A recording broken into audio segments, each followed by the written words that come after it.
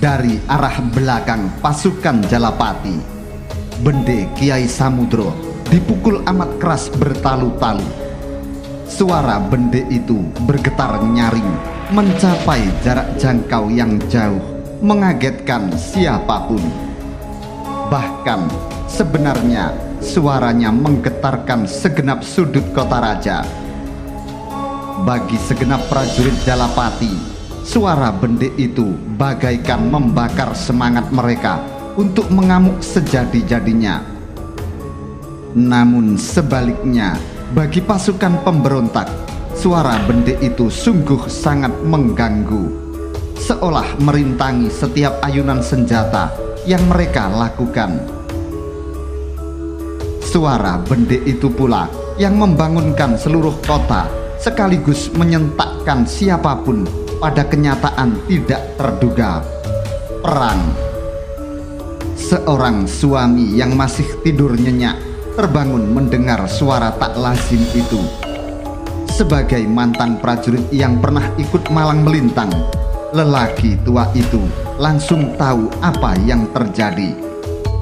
Suara bende itu amat dikenalnya karena dahulu kala dalam perang yang terjadi saat Majapahit menggempur benteng Pajarakan di Lumajang. Dirinya yang mendapat tugas mengayunkan tabuh memukul bende itu. "Ada apa, Kiai?" bertanya istrinya yang juga sudah tua. Lelaki tua itu masih diam, memerhatikan suara yang singgah di gendang telinganya. "Itu Bende Samudro," desisnya. Suaranya amat khas. "Akulah dahulu yang bertugas memukul bende itu dalam perang. Aku tidak akan melupakan suara yang bergetar dan mampu mengacau degup jantung itu. Benteng Pajarakan bergetar karena suara bende itu." "Apa artinya?" Istrinya makin penasaran. "Terjadi perang, Nyai," jawab suaminya. "Perang?" bertanya istrinya dengan perasaan tegang. "Perang bagaimana? Siapa dengan siapa?" Kembali lelaki tua itu terdiam, sama dengan istrinya. Sebenarnya ia tidak memiliki jawaban untuk pertanyaan yang terlontar itu. Seolah kabut tebal di halaman menyembunyikan jawaban yang dibutuhkan. Bergegas lelaki tua itu pergi ke halaman. Ternyata tetangga sebelah rumahnya telah turun ke jalan pula. "Heh, kau dengar suara itu?" bertanya tetangganya yang berusia lebih muda melihatnya. "Tentu," jawabnya agak serak. "Dahulu aku orang yang mendapat kepercayaan mengayunkan tabuh memukul bende itu. Nada seperti itu pertanda perang tengah campuh."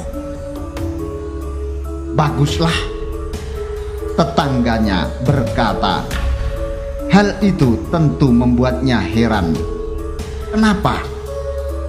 tanya lelaki yang dikala masih menjadi prajurit yang mendapat kepercayaan menabuh bende Samudro. "Kau lupa anakku seorang prajurit," jawabnya dengan tegas dan penuh keyakinan. "Inilah saatnya anakku mengalami pendadaran sesungguhnya. Apabila anakku berhasil menunaikan tugasnya dengan baik, akan menaikkan jenjang pangkatnya." Lelaki yang pernah menabuh bende Kiai Samudro itu termangu. Baginya, perang adalah hal yang amat mengerikan. Dalam perang, tidak ada lagi lawan dan kawan. Yang ada hanya dua pilihan yang sama buruk, tetapi tidak bisa dihindari, membunuh atau dibunuh. Hal lain yang juga dicemaskan dengan terjadinya perang adalah rusaknya tatanan. penjara tidak akan takut lagi keluar dari sarangnya, merusak bangunan-bangunan, bahkan melakukan perampokan dan pemerkosaan. Apalagi ia mempunyai anak dan beberapa cucu. Kecemasan yang sama menyeruak ke segenap penduduk di kota Raja Majapahit. Pagi itu benar-benar menjadi pagi yang disengat halilintar, dikala tak ada mendung dan langit sangat bersih. Di sisi yang lain, suara bende samudro yang menggetarkan pagi itu juga menggetarkan isi dada Sri Jayanegara. Ketika bende itu mulai terdengar, serasa jantungnya ikut bergetar. Jayanegara gelisah. Pewaris tahta Majapahit itu mondar-mandir di dalam biliknya. Namun rasa penasaran yang menggeretaki dadanya tidak tertahankan lagi. Jayanegara bergegas keluar. Bekel Gajah Mada dan Gagak Bongol serta Lembang Laut berada di depan pintu. Serentak 3 orang Bayangkara itu memberikan penghormatan kepada rajanya. Akhirnya bisul telah pecah. Jayanegara bertanya dengan suara sedikit bergetar. Bekel Gajah Mada mendekat. "Hamba tuanku," ucap Gajah Mada. "Perang telah pecah." Jayanegara tegang. "Siapa yang memukul bende Kiai Samudro itu?" tanya Jayanegara. "Pada mulanya bende Kiai Samudro dicuri oleh pihak pemberontak, tuanku. Namun mata-mata Bayangkara berhasil mengambilnya dan sekarang digunakan untuk membakar semangat pasukan Jalapati yang berjuang menghadapi mereka," jawab Gajah Mada. Jayanegara manggut-manggut. Jayanegara merasa permukaan wajahnya menebal. "Mengapa banyak sora tak kau bawa menghadapku sebelum menghadapi keraman ini?" Jayanegara kembali bertanya. "Hamba tuanku, tidak ada kesempatan sama sekali. Namun Rakrian Menggung Banyak Sora sempat menitipkan sembah dan baktinya agar disampaikan kepada tuanku dengan perantara hamba." Jayanegara gelisah. Dari laporan Bekel Gajah Mada, Jayanegara telah mendapatkan gambaran kekuatan yang tengah berlaga di medan laga. Pasukan Jalapati di bawah Banyak Sora dan pasukan Jala Rananggana di bawah pimpinan Temenggung Pucuk Luntar memiliki kekuatan yang sama. Sulit mencari jawab siapa yang akan keluar dari medan perang itu, karena keduanya memiliki kekuatan yang sama tangguhnya. Akan lebih buruk jika nantinya pasukan Jalayuda seperti yang dilaporkan Bekel Gajah Mada ikut memainkan perannya sendiri, mewakili keinginan Temenggung Panjiwatang menduduki tahta. Keadaan benar-benar ruwet. Bagaimana gambaran akhir dari perang itu, Gajah Mada? Jayanegara mengurai kegelisahan hatinya. "Sulit memperoleh gambaran, tuanku," jawab Gajah Mada tegas. "Bagaimana jika upaya Banyak Sora melindungi istana itu tidak membuahkan hasil?" Kembali Jayanegara bertanya. Sri Jayanegara benar-benar gelisah. Dadanya memendam bergumpal-gumpal rasa kecewa. "Tuanku," Gajah Mada berkata tenang, berusaha mempengaruhi Jayanegara agar juga tenang. "Kalau Tumenggung Banyak Sora berhasil melumpuhkan musuh, tuanku tetap berada di dalam istana.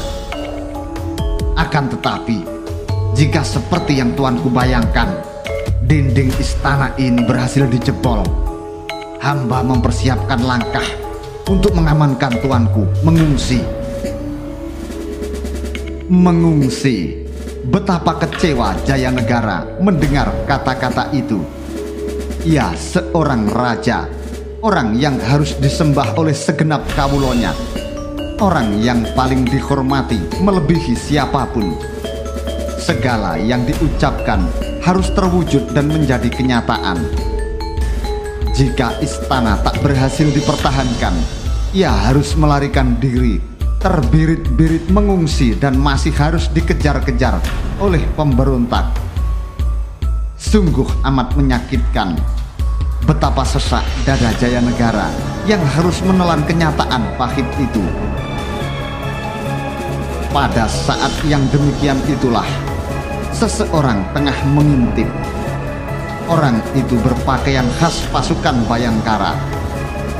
Dengan langkah ringan seperti langkah kaki seekor kucing, mengendap-endap tanpa suara, prajurit Bayangkara itu berusaha mencari jarak pandang yang sesuai untuk rencana yang akan dilakukan. Tangan kiri prajurit Bayangkara itu memegang gendewa yang siap dibentangkan. Tangan kanannya memegang anak panah. Apa yang diinginkannya telah diperoleh.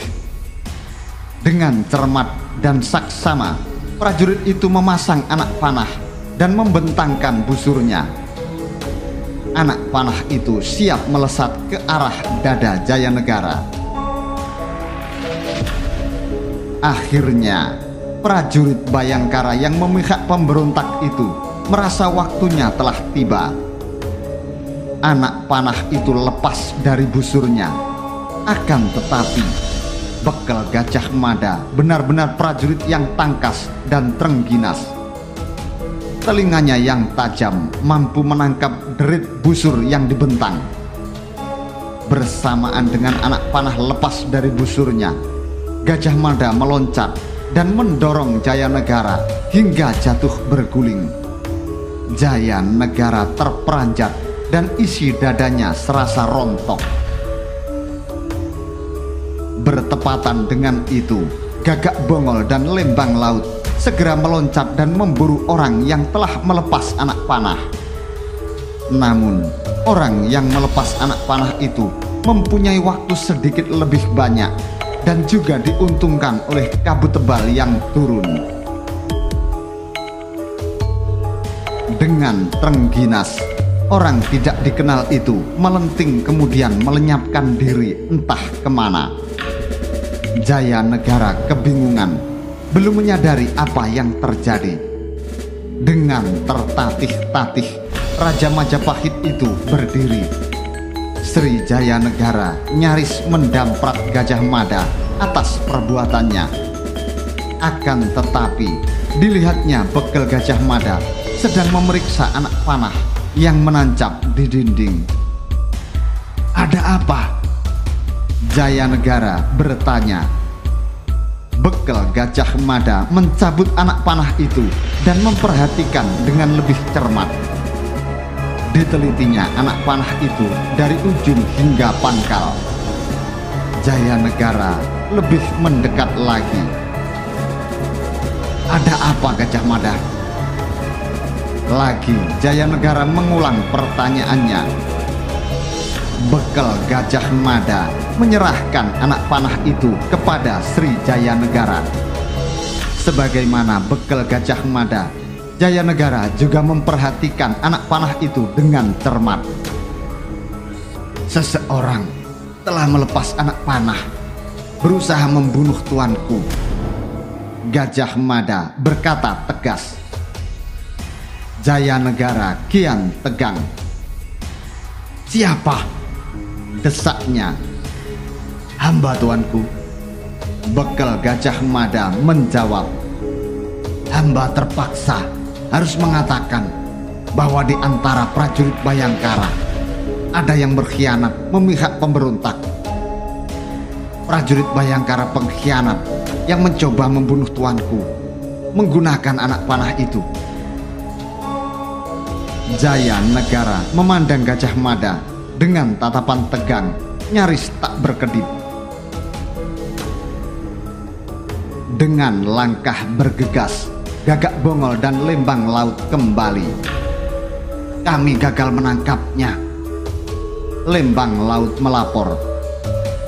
"Ia mempunyai cukup waktu untuk meloloskan diri dari kejaran kami, Kakang Bekel," tambah Gagak Bongol. Bekel Gajah Mada merasa isi dadanya semakin sesak. Tetapi keadaan macam apapun yang dihadapinya, Bekel Gajah Mada berusaha untuk tenang dan selalu mengingatkan diri sendiri untuk tidak panik dan kehilangan nalar perhitungan. "Tuanku," Gajah Mada berbalik kepada Jayanegara, "demi keselamatan tuanku, terpaksa hamba mohon tuanku berada di bilik pribadi. Hamba akan menyiapkan penjagaan untuk menjamin keselamatan tuanku." Jayanegara mengangguk, tak keberatan terhadap permintaan itu. Tanpa banyak bicara, Sri Jayanegara yang dikala muda bernama Kala Gemet itu masuk ke dalam bilik pribadinya.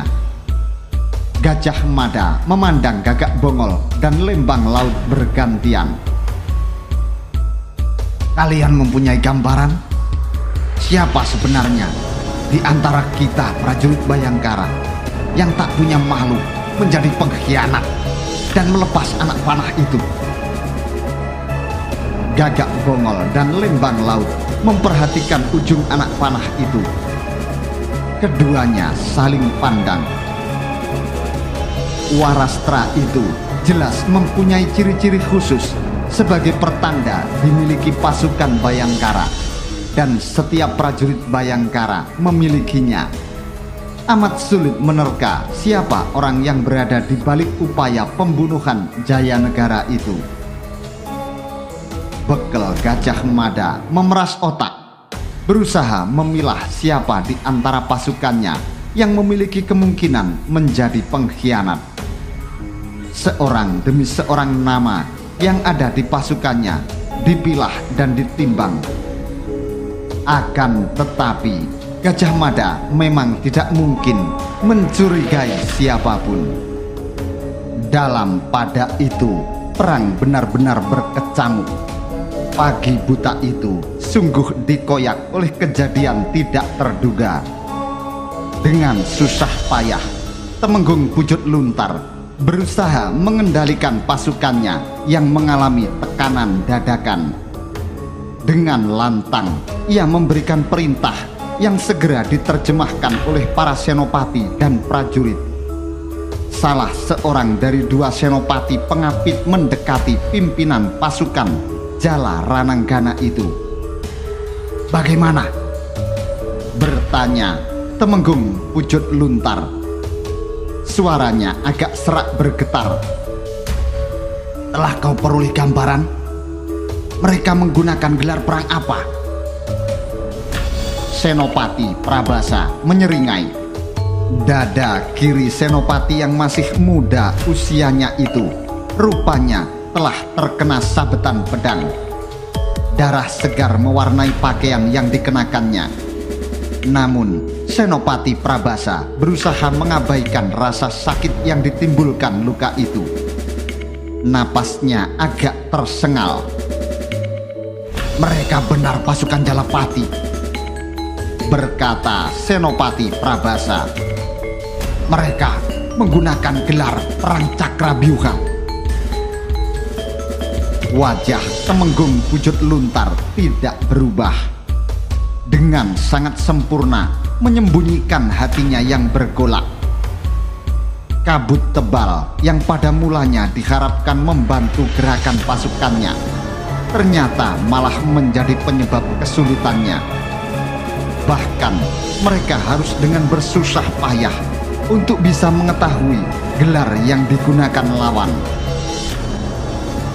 Temenggung Pujut Luntar menggeretakkan gigi. "Temenggung Banyak Sora berada di belakang sana?" bertanya Pujut Luntar. "Benar, Raklian Menggung. Jawab Senopati Prabasa tegas. Perang berkecamuk dengan dahsyatnya. Pihak pemberontak menggunakan gelar perang Supit Urang karena merasa yakin akan mampu menggilas istana seperti gajah menginjak telur. Namun benar-benar di luar dugaan dan meleset dari perencanaan. Pasukan Jalapati di bawah kendali Temenggung Banyaksora menghadang dengan menggunakan gelar perang Cakrabyuha. Gerakan pasukan yang terpusat pada lingkaran bergerigi jelas tidak mungkin dihancurkan oleh Supit Urang. Sebaliknya, jika tidak segera diubah, pasukannya akan hancur. Tak tercegah oleh siapapun dan apapun, pagi kemudian pecah. Langit timur mulai semburat merah bagaikan darah. Pagi yang datang membawa udara sedikit hangat dan mengacak-acak kabut yang semalam turun tebal. Selapis demi selapis jarak pandang melebar. Dengan demikian, mereka yang bertempur dapat saling melihat dengan jelas. Pasukan Jalapati memiliki ciri-ciri tersendiri. Pasukan Jalarananggana juga memiliki ciri-ciri tertentu. Maka, ketika jarak pandang makin lempang, pihak-pihak yang bertempur makin tidak segan dan tidak ragu mengayunkan senjata. Maka kemudian terlihat betapa bentrokan awal itu. Pasukan Jalapati yang menggunakan gelar perang Cakrabyuha mampu memanfaatkan keadaan dengan sebaik-baiknya. Pusaran gerigi berbentuk cakra berputar dengan bagian tepi terus mengayun senjata, timbul tenggelam. Korban dalam bentrokan awal itu berjatuhan. Mayat-mayat mulai bergelimpangan di tingkah rintih kesakitan dan teriakan sekarat, serta suara tambur dan bende yang terus dipukul susul menyusul tiada henti. Pasukan pemberontak yang pasang gelar Supit Urang mulai kewalahan dan terkoyak. Melihat perkembangan yang terjadi, Temenggung Pujut Luntar segera mengambil keputusan mengubah gelar perang. "Ubah gelar ke Gajah Mengamuk!" teriak Pujut Luntar dengan kerasnya. Perintah itu dilanjutkan dengan isyarat sangkakala melengking keras. Suara sangkakala itu terdengar sampai ujung medan peperangan. Dua buah supit penjepit yang masing-masing dipimpin oleh seorang senopati yang semula bertugas menjepit dari arah kiri dan kanan bergegas mengubah gerakannya setelah mendengar isyarat sangkakala yang bergetar itu. Dengan mengubah gelar perang yang semula Supit Urang menjadi Gajah Mengamuk, atau dengan nama lain Diradameta. Dengan berteriak-teriak mereka berlarian berusaha menerjemahkan perintah yang baru diterima itu. Dengan saksama, Temenggung Banyaksora memperhatikan perubahan gerakan lawan yang terjadi. Dalam hati Temenggung Banyaksora sangat berterima kasih kepada pasukan Bayangkara karena telik sandi mereka benar-benar mampu memberi bahan keterangan yang tegas. Banyaksora sebagaimana Pujut Luntar bukanlah prajurit yang tidak memiliki pengalaman. Justru mereka adalah contoh prajurit yang selalu hadir dalam pertempuran dimanapun. Melihat Pujut Luntar mengubah gelar perang Supit Urang menjadi Diradameta, Banyaksora justru melihat peluang. Mereka kelabakan karena merasa dalam tekanan. Supit Urang bedah karena serangan dadakan. Gelar Diradameta yang mereka gunakan jelas bukan gelar perang yang kuat. Aku tahu persis pasukan Jalarananggana kurang begitu menguasai gelar itu. Mereka lupa kalau yang mereka hadapi pasukan Jalapati.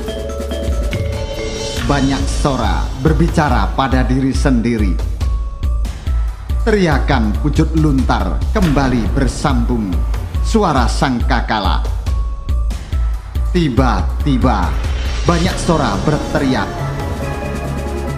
"Supit Urang!" Beberapa senopati yang selalu mengapit kemanapun Temenggung Banyak Sora bergerak kaget mendengar perintah itu. Namun sejenak kemudian suara sangkakala dengan nada tinggi dan melengking terdengar menggetarkan udara. Itulah isyarat terjemahan perintah yang diberikan Temenggung Banyak Sora. Pasukan yang semula berbentuk cakra itu bergerak mengubah diri menjadi Supit Urang. Senopati pengapit yang selalu mengawal Banyak Sora makin penasaran dan tidak mampu menahan gejolak dadanya. Kenapa rakyat Temenggung menggunakan gelar itu? Senopati itu bertanya. Pertanyaan itu berbau gugatan. Namun Banyak Sora hanya tersenyum. Mereka mengubah diri menjadi gajah. Kekuatan seekor gajah, kau tahu ada di mana? Ada pada gading dan belalainya. Mereka tidak memiliki dua yang aku sebutkan itu. Jadi, untuk apa menjadi gajah? Jawab Banyak Sora. Lagi-lagi Banyak Sora benar.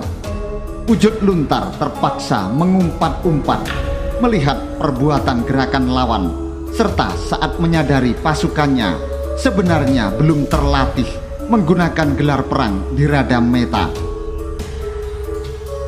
Apa yang diungkapkan Banyak Sora tepat seperti keadaan yang terjadi. Pujut Luntar memang berhasil mengubah Supit Urang dan menghadirkan gelar perang di Radameta. Namun, apalah artinya gelar perang itu? Karena tekanan yang diberikan Banyak Sora telah memecah pemusatan perhatian mereka untuk membangun sepasang gading dan belalai. Upaya membentuk gading yang kuat dan berdaya rusak tinggi tak berhasil mereka lakukan. Yang kemudian terjadi, gelar perang Supit Urang perubahan dari Cakrabyuha yang dibangun Temenggung Banyak Sora mampu merajalela dan memberi tekanan kuat pada pasukan pemberontak dengan gelar perang itu. Pujut Luntar benar-benar dibuat kelabakan. Dalam keadaan yang demikian itu, di mana Rakuti? Rakuti yang dikelilingi oleh para Winesuka yang lain dengan saksama terus mengikuti perkembangan yang terjadi. Perkembangan itu tak tercegah memancing kecemasannya. Bagaimana ini? Gelisah Rakuti. Perkembangan tak terduga, jauh dari kenyataan yang diharapkan. Itu benar-benar membuat Rakuti menjadi kecut. Suara bende Kiai Samudro yang dipukul terus susul menyusul dan bertalu-talu itu benar-benar sangat mengganggu. Sementara keadaan yang ada di depan mata berubah menjadi bayangan buruk yang siap menerkam. Pasukan Jalarananggana telah terjebak, Rakuti, berkata Tanca. Kau terlampau menganggap remeh dan mengabaikan kemampuan Telik Sandi Bayangkara. Inilah akibatnya. Apa yang kita harapkan sama sekali tidak sesuai dengan kenyataan. Pangsa bergeser mendekat. Kalau pasukan Jalarananggana tidak mampu mengatasi gerakan pasukan Jalapati, habis kita. Tambah Rapangsa. Rabanyak dan Rawedeng terus mengikuti perkembangan tanpa banyak bicara. Namun sebenarnya dari wajah mereka tersirat kecemasan. Jika apa yang mereka harapkan tidak menjadi kenyataan, habislah mereka. Sebaliknya, Rayuyu entah apa yang bergolak dalam dadanya. Rayuyu sibuk memandangi burung gagak yang makin lama makin banyak.